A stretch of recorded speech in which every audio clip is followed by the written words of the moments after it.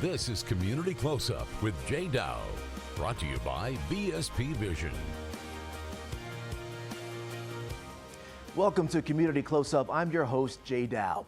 In recognition of Black History Month, we begin with a story we suspect you haven't heard of. It's a fascinating tale about a broken promise to brave Black soldiers, something called the Birch Trials, and a boldly named piece of literary nonfiction called the Book of Negroes. In an ever-changing city, Fraunces Tavern remains timeless. This lower Manhattan treasure is often cited as the borough's oldest surviving building, where George Washington delivered a famous farewell to his victorious troops at the end of the Revolutionary War. But it's also home to a wonderful museum with a new permanent exhibition. This is the Birch Trials at Fraunces Tavern Museum. A piece of Black history. This is a story that is new to a lot of people. Which tells the story of Black Americans who risked their lives to enlist as British soldiers, all based on what ultimately amounted to a broken promise made by a vanquished British army. These are people's actual stories. Meticulously chronicling the pursuit of freedom, born out of a reluctant compromise made by the Founding Fathers to allow Black slaves and indentured servants to evacuate with the Brits following the war. Greatest emancipation in American history until the Civil War. And while it was indeed a pragmatic move made in order to keep the peace, make no mistake, the decision also tragically kept the larger institution of slavery intact for nearly another century. Melissa Lauer is the museum's education and public program manager. This is the foundation for the freedoms that are going to be built upon throughout American history. That foundation formed against all odds by some 3,000 brave Black men and women during the so-called Birch Trials, many of them held right here at Fraunces Tavern. Their names compiled in a provocatively titled work of nonfiction, The Book of Negroes. But to understand the significance of that book and the Birch Trials, it helps to first understand that broken promise, made years earlier in 1775 at the start of the Revolutionary War by Lord Dunmore, then Royal Governor of Virginia, to any Black slave and indentured servant willing to take a chance. He guarantees them their freedom. This is the kind of critical piece of this proclamation where Dunmore states, "And I do hereby further declare all indentured servants, Negroes, or others appertaining to rebels, free, that are able and willing to bear arms, they joining His Majesty's troops as soon as may be." Basically, you come fight for us, we'll give you your freedom. Exactly. Except they lost. Except they lost. And that's going to change everything. Complicating matters, pro-American language in the Treaty of Paris made it clear the defeated Britannic Majesty would only be allowed to safely withdraw its people from the colonies only if it did so, quote, without carrying away any Negroes. Which brings us to the Birch Trials, a joint British-American commission that set up shop in 1783 at Fraunces Tavern. As defeated British forces packed up to evacuate, Black Loyalist men and women who previously pledged their loyalty to the Crown in the hopes of escaping slavery showed up at the tavern to argue their case, why they should be allowed to evacuate along with the Brits. This is a representation of what it might have looked like for people who are coming in and they're preparing to argue their case in the Birch Trials. So basically, someone who looked like me, a Black loyalist, would stand here in front of 2 or 3 Brits, 1 American representative, and the burden would be on me to argue why I should be allowed to evacuate with the Brits. Exactly. You're trying to prove that you meet the criteria to be allowed to get on that boat and retain the freedom that you've potentially been living under for years already. The freedom that I was promised Exactly. by the Brits. Exactly. It seems like as soon as I walked through this door, if I were a Black loyalist, the odds were already stacked against me. There's maybe an enslaver here arguing why I shouldn't be allowed to leave. You have the Treaty of Paris saying the Brits can't take their property. Absolutely. The balance of power is very, very off in a situation like this, right? You're up against odds, but the reality is that this is an opportunity that might never have come across your path otherwise. It was worth the risk. Exactly. If you've staked everything on this opportunity, you're probably prepared to do anything you can to hold on to that, to get that certificate, to get on that boat. So we have 3,000 Black loyalists that successfully got one of these certificates. Yes, the 3,000 who end up being able to be part of this British evacuation. The names of whom are made up in the Book of Negroes. Exactly. During this early, shameful period of American history, when Black men and women were routinely torn from their families, stripped of their identities, and thrown into bondage, the Book of Negroes, ironically, serves as an outlier. It carefully catalogs the names, ages, and brief personal histories of the some 3,000 Black men and women who won their freedom. But these frayed pages also serve as proof of a single, undeniable example of the Founding Fathers reluctantly finding it acceptable to recognize a Black American's right to be and live free. Having a record like the Book of Negroes has been so invaluable as a historical resource and a genealogical resource. You wouldn't be blamed for not knowing about the Book of Negroes. While you're still able, as of the filing of this report, to see and read a scanned version on the federal government's National Archives website, we thought, why stop at reading it, when it's still possible to see and hear what its legacy means today, from a living descendant of an 18th century Black loyalist listed in the Book of Negroes. My name is Andrea Davis. My generational descent is 8 generations. Community Close-Up located Andrea Davis in Nova Scotia, Canada, where a majority of the people listed in the Book of Negroes moved after winning their freedom. She's currently the executive director of the region's Black Loyalist Heritage Center. My ancestor was Jupiter Farmer. Jupiter Farmer is my generation 1, and I am generation 8. And so as I followed my story about Jupiter Farmer, it's told that he was a slave to a Joseph Harmer in New Jersey. A local connection to a little-known, invaluable piece of American history spanning hundreds of years and hundreds of miles. One of the reasons why I wanted to do this story is because, every February, we do these Black history stories, and so often they're just focused on the 1960s and 1950s, the Civil Rights Movement.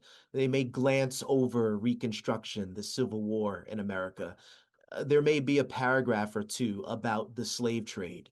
But what we know now is that the Birch trials produced the largest emancipation of Black people prior to the Civil War in the United States. I'm really saddened and disheartened that we don't know the story, and that we're having these conversations all of these years, beyond. And so the story needs to be told. For the team here at Community Close-Up, it is our honor and privilege to be able to tell it. And as being a darker-skinned woman in the community, I feel even closer to these stories, and I'm so glad that I'm able to educate others, including my family. I feel it every time I walk into this center. I feel my family. And a huge thanks to our managing editor, Patrick Mason, for recognizing what a great story this could be and flagging it to the team, and to Andrea Davis for taking the time all the way from Nova Scotia to share her incredible family history. And coming up, we turn to Bed-Stuy, Brooklyn, where we are getting an extraordinary access to a peace summit held on neutral ground for safety reasons and aimed at squashing the deadly beef between two rival gangs. Stay with us.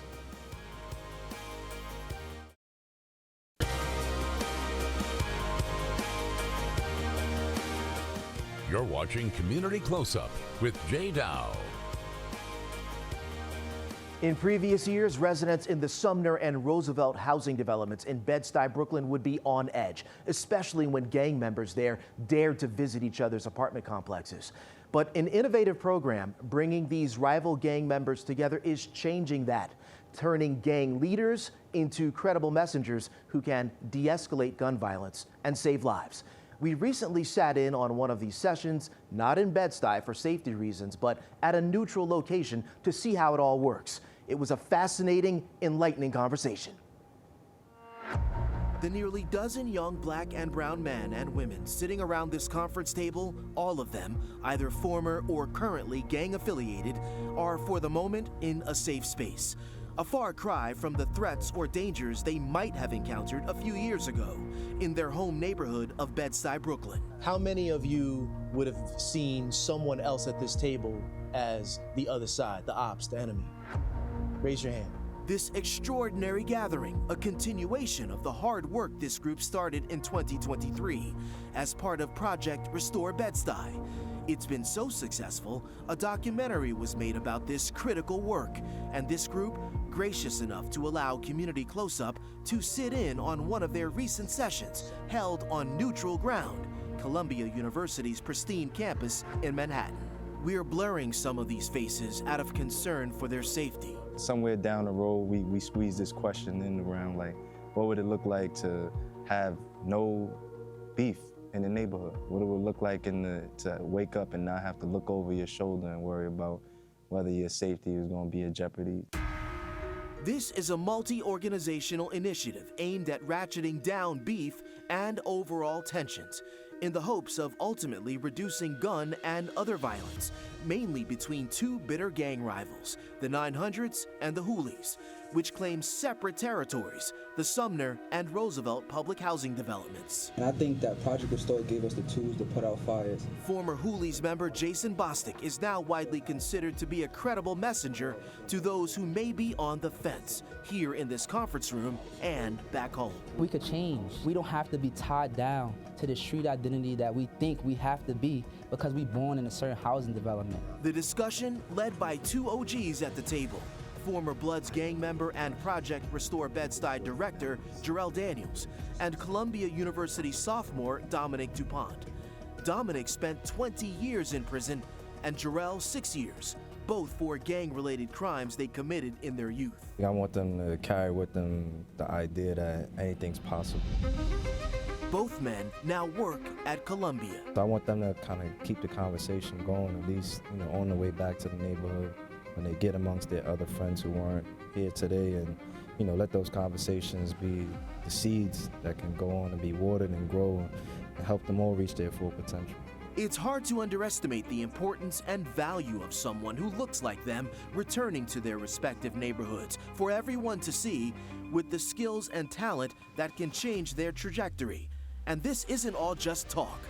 Columbia's data shows Project Restore's work led to a 28% decline in the number of shooting victims and prevented at least 5 retaliatory shootings. That is at the catalyst of what we do here.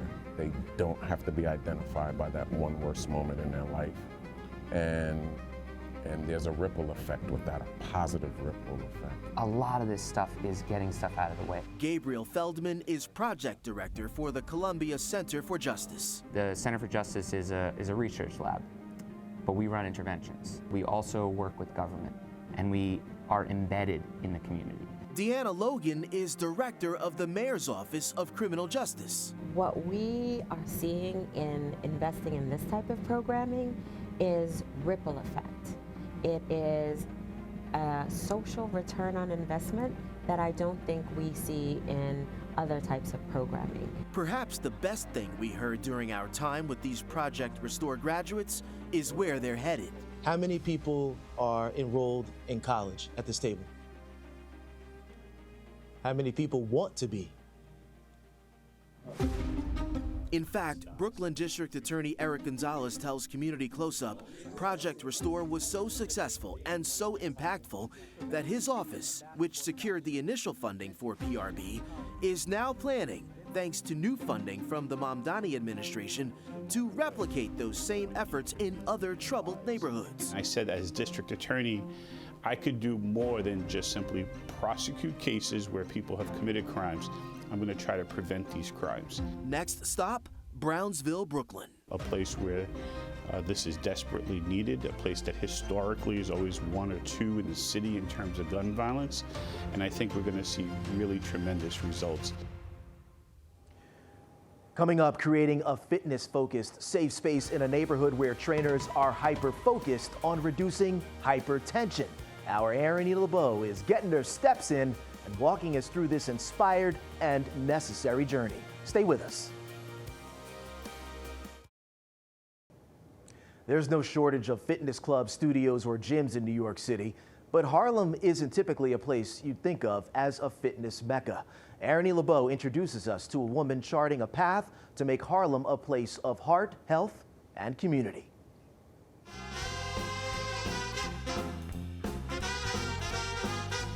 Harlem, a hub for Black culture, history, and art. Well, now it's taking on a space where Black people have long been left out.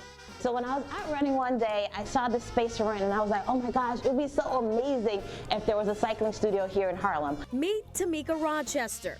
Hey, welcome in. Thank you so good much. to see you. Thank you. Finally good to meet you in person here at Harlem Cycle. Take me through the studio. Come on in. She's the woman behind Harlem Cycle. Let's work on some arm movements. We're gonna put those hands here. We're gonna go down. We're gonna come up. We're gonna turn and go out. Yes. Here we go. In 3, 2, 1. It's down, up, out, up, down, up. Yes. Come on. An indoor cycling studio, but also a place that supports people along their wellness journey.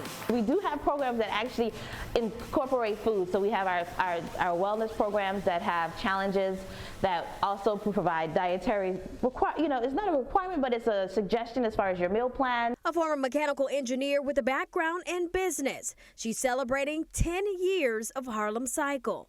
This is your workout. I want you to give me all you got here.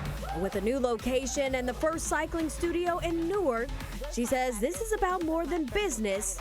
It's making history. The goal of bringing cardiovascular workouts back into the community that needs cardiovascular workouts more is, for me, being able to kind of rewrite history. It's being able to really tackle what's really affecting this community, but doing it in a safe and inclusive way so they know that they're celebrated here. According to the American Heart Association, heart disease is the #1 killer for adults in the country, and Black people are even more at risk. Definitely physical activity and being active is very, very important to maintaining our good cardiovascular health. Dr. Ehimari Akabue is a preventative cardiologist.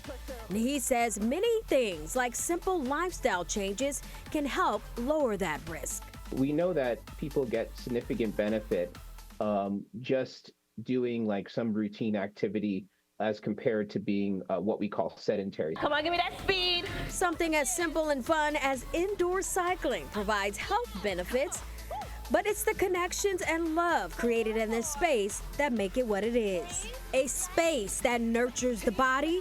This is your workout. I want you to give me all you got here. But also feeds the soul. You know, Erin leads by example. She was kind enough to bike all the way from Harlem here to the studio. She's going to join us after the break for an in-depth conversation about her story. Stay with us.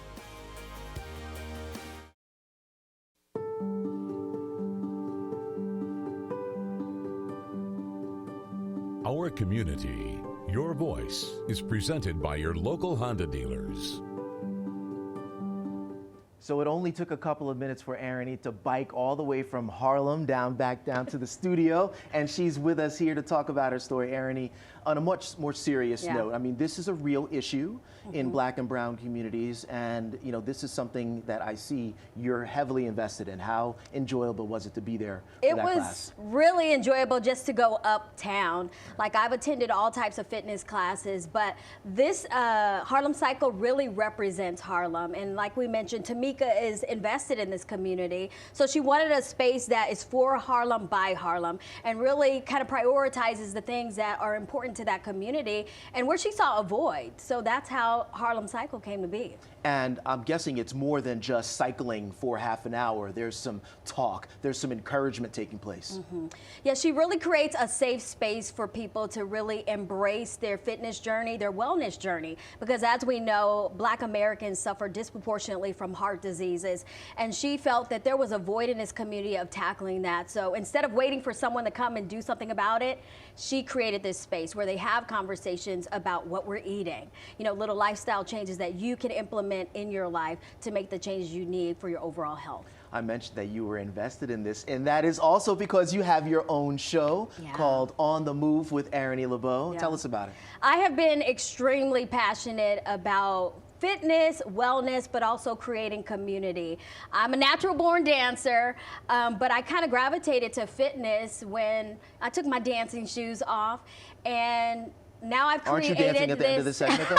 A little bit. So I created this podcast style show called On the Move, and it's basically about all things health, wellness, and building community, from your mental health, your physical health, and me dropping in on different workout classes and just having conversations with people about, you know, prioritizing this in their community. So On the Move, it's on Pix 11 Plus, also on pix11.com, our website. It airs every Friday at 12:30. And also, if you're part of a fitness community, you want me to drop in, see what you guys are doing, feel free to reach out to me. That would mean I need to put down the ice pop and the chocolate bar. Everything in moderation, Jay, in moderation. You keep telling me know? that. I had some sweet potato pie recently. I sit next to you in the newsroom, and I'm always offering you some of my almonds.